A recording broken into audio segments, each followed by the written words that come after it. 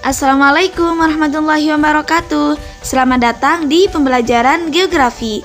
Kali ini kita akan pelajari tentang bencana alam dan mitigasinya. Perkenalkan, kami dari kelompok 11 dengan nama anggota Medi Nintias Farhanita, Sailah Rizkiyah, dan juga Ulfiatus Solihah. Untuk yang pertama, kita harus mengetahui apa sih definisi dari bencana itu. Definisi bencana menurut Undang-Undang Nomor 24 Tahun 2007 tentang Penanggulangan Bencana menyebutkan bahwa bencana adalah peristiwa atau rangkaian peristiwa yang mengancam dan mengganggu kehidupan dan penghidupan masyarakat yang disebabkan oleh faktor alam atau faktor non-alam maupun faktor manusia, sehingga mengakibatkan timbulnya korban jiwa, kerusakan lingkungan, kerugian harta benda, dan dampak psikologis. Kemudian bencana terbagi menjadi 3 macam, yaitu bencana alam, bencana non-alam, dan juga bencana sosial. Apa sih pengertian dari ketiga bencana tersebut? Bencana alam adalah bencana yang diakibatkan oleh peristiwa atau serangkaian peristiwa yang disebabkan oleh alam, seperti gempa bumi, tsunami, dan lain-lain. Bencana non-alam adalah bencana yang diakibatkan oleh rangkaian peristiwa non-alam, seperti pandemi COVID-19 dan wabah penyakit. Selanjutnya, bencana sosial adalah bencana yang disebabkan oleh serangkaian peristiwa manusia, seperti konflik sosial antar kelompok, teror, dan lain-lain. Kemudian, penyebab bencana alam itu terbagi menjadi 3, yaitu bencana alam geologi, bencana alam meteorologi, dan bencana alam ekstraterestrial.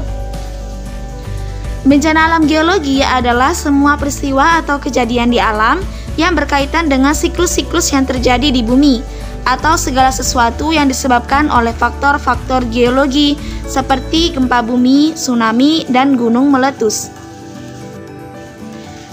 Selanjutnya, bencana alam meteorologi merupakan bencana alam yang diakibatkan oleh parameter-parameter meteorologi seperti curah hujan, kelembapan, temperatur, dan angin. Contohnya adalah kekeringan saat fenomena El Nino dan banjir saat fenomena La Nina.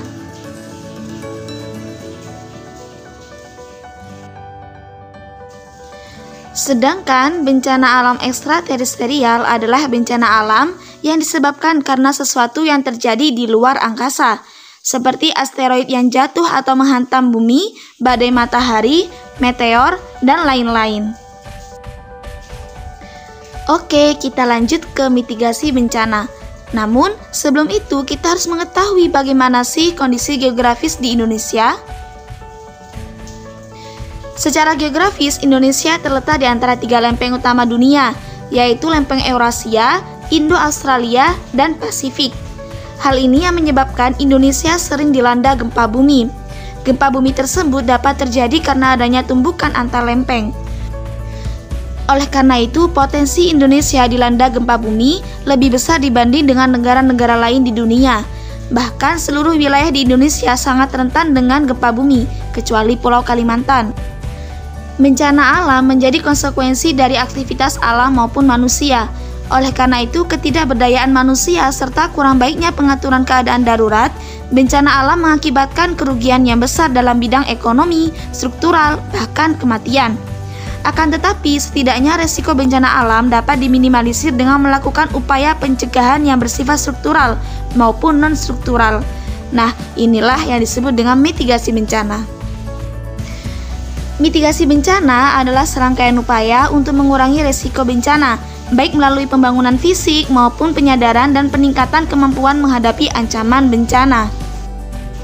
Selanjutnya, mitigasi bencana terbagi menjadi 2 jenis, yaitu struktural dan non-struktural.